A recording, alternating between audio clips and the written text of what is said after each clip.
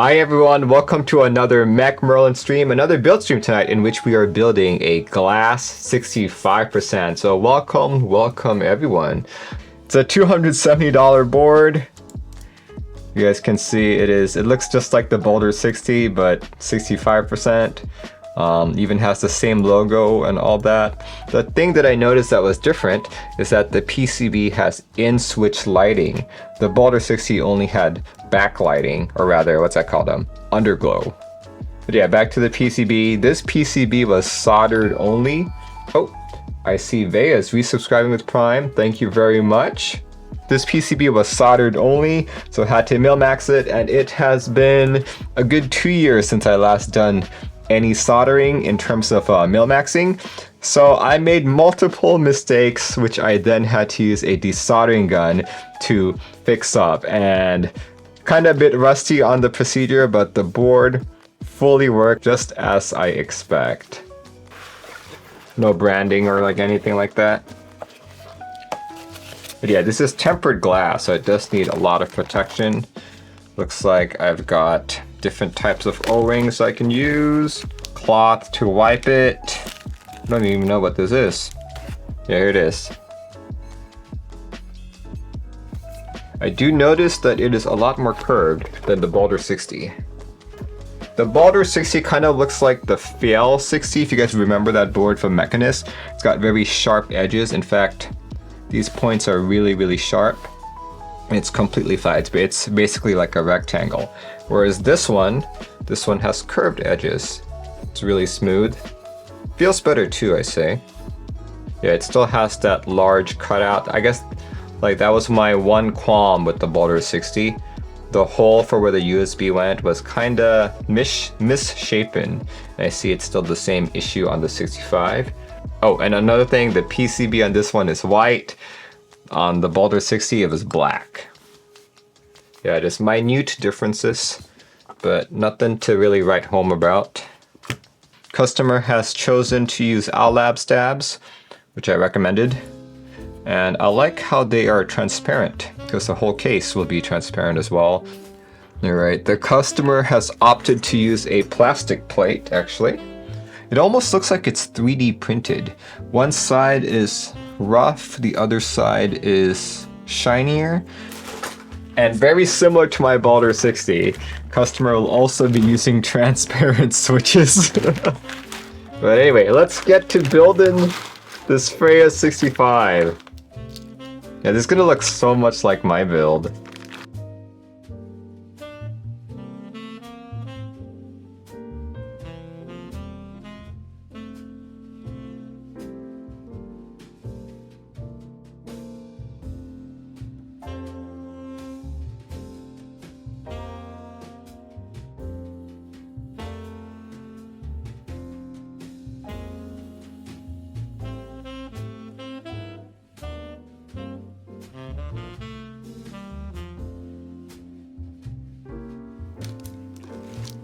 There we go.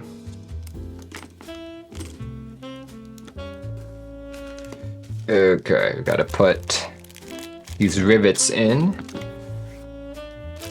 There are particular mounting points here that you can put the rivet in.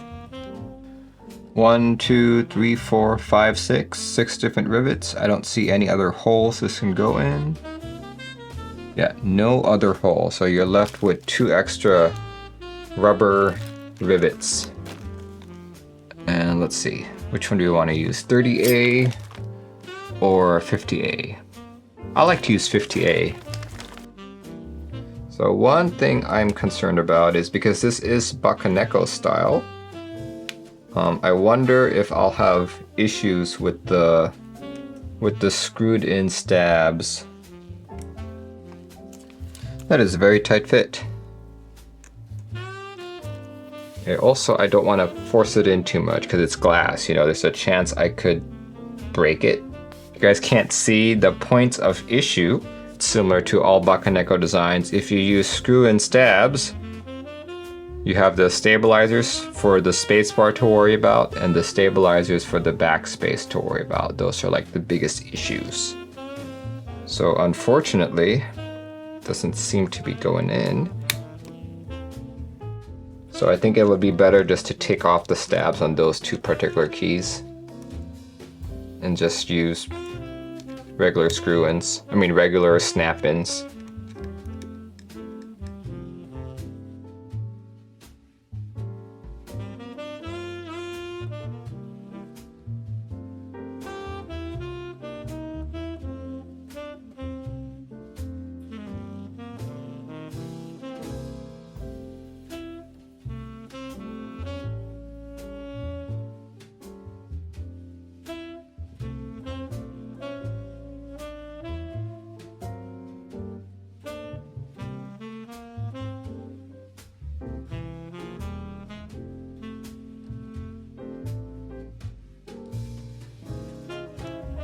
Go.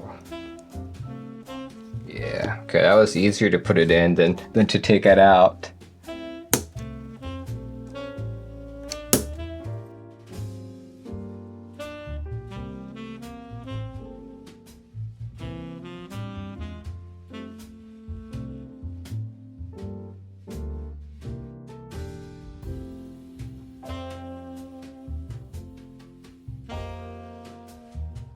I don't think glass in and of itself is an expensive material, but I think the manufacturing process is what makes it expensive. Because like what, this is 270 bucks? 270 bucks comes with stabs and everything. On the Canon Keys website, a Bakaneko is $135. Yeah, that's a significant price difference. It's still a tight fit though. What? There's literally no other points of contact. There we go. You just have to kind of squeeze it in, which is lame. There it is. Okay, I'm not sure I'm gonna like that sound, but oh well. Okay, let's grab the rest of the key set.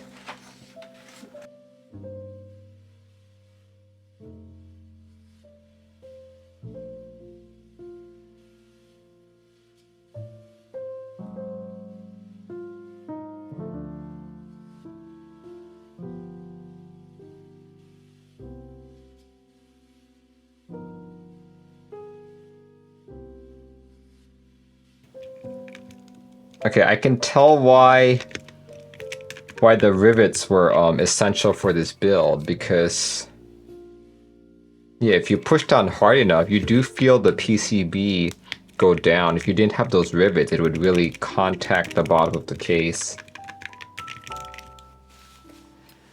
Okay, so yeah, you can tell right away that because of the in-switch LEDs, this one's a lot more vibrant than this. This PCB only has underglow. But this one, you can actually see the light, like the light's even going through some of the ceramic keys, which is a surprise. You would think the ceramic is thicker and a lot more dense, but apparently not. See, I'm looking at the screen right now. It looks nicer in person than it does on stream. On stream, it just looks like way too much lighting, but this actually looks a lot more diffuse to me. Here, let me turn off some of my lighting here and you guys can see how bright this truly is. That is intense. Okay, I'm gonna turn off all my lights, how about that? I'm gonna turn off my fill light as well. That is enough to light this entire stream up. You know what? I might as well do the typing test like this. This was the Freja 65 build with, let's see, what was the plate? I think the plate was palm plate with North Pole switches made by Gateron and Syracuse ceramic keycaps. Yeah, this is with all the lighting turned on. So here we go, let's do a 100-word typing test and see how this guy sounds.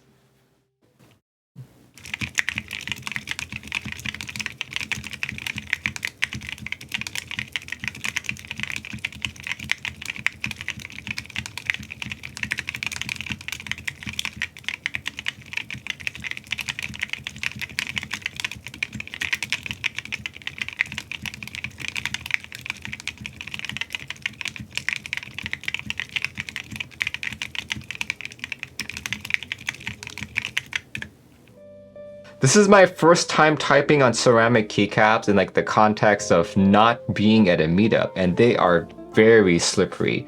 I thought typing on palm keycaps was like the slipperiest keycap material, but this is on a whole different level. Holy cow.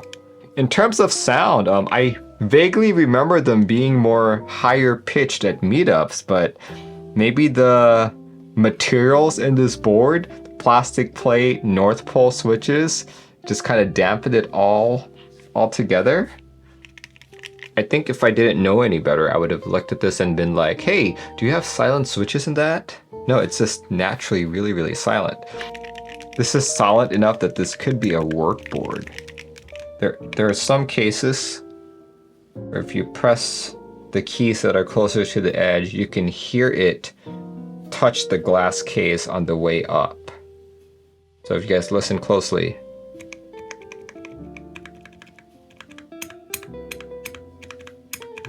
You guys can hear that, right? Because it's on the way down.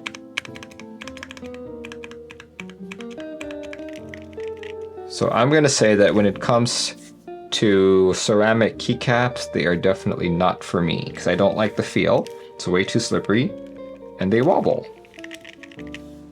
But in terms of aesthetics and like general cool factor, I think this is a hit, guys. This looks amazing. All right, well, I think I have enough information to give a final thoughts things about this board. So yeah, the Freja 65 is a Bakaneko styled board. You pretty much build it like a Bakaneko. It comes with O-rings, but you also have a rubber rivets that go on the bottom to prevent the PCB from touching the bottom of the glass case. You can sometimes force using screw-in stabs on a Bakaneko case, but for this one, because the tolerances for glass are very, very tight, you actually do have to use the snap-in stabilizers, at least for the backspace and the space bar, which I was trying not to use. But a new issue that I discovered is you have to put in your USB-C cable in a particular way. Also, it does not seem to have any kind of ESD, overcurrent, or overvoltage protection. Of course, that may just be my general lack of knowledge with the new chipsets, but I did not see anything that I found familiar. So that's one thing you may want to consider when you look at this PCB. Oh look, even the side profile is so bright. Look at that. Like I'm holding like a light bar. I could like go to a rave with this. Yeah. Like don't expect this to be a board that's like super high end. Think of this as a more expensive Bakaneko. And it's more expensive not because it's better, but because it takes more manufacturing tolerances to make a glass case. I'd say this is a board for people who love RGB and who can't live without it. In order to get the in-switch RGB to come out as apparent as this, you'll probably need to get similar styled keycaps, either those with transparent lettering or something like this. And yeah, overall, I hope my customer will be very pleased with this build. This board is currently not available, but I've heard that the extras are coming out soon. This board retailed at, what was the price for this? $270, so I would assume the extras are a tad bit more. Now, once again, if you guys want a novelty in this hobby, and we want a glass keyboard, the only ones of its kind, definitely check it out on Helheim Designs once those extras come out. Alright guys, thanks for tuning in. Hope you enjoyed this stream. My next stream will be next Tuesday. I'll be building another board from the same customer. In fact, you'll probably see this board once again just because I think it's so cool. Alright guys, have a good rest of your week, and I'll see you when I see you. Goodbye everyone!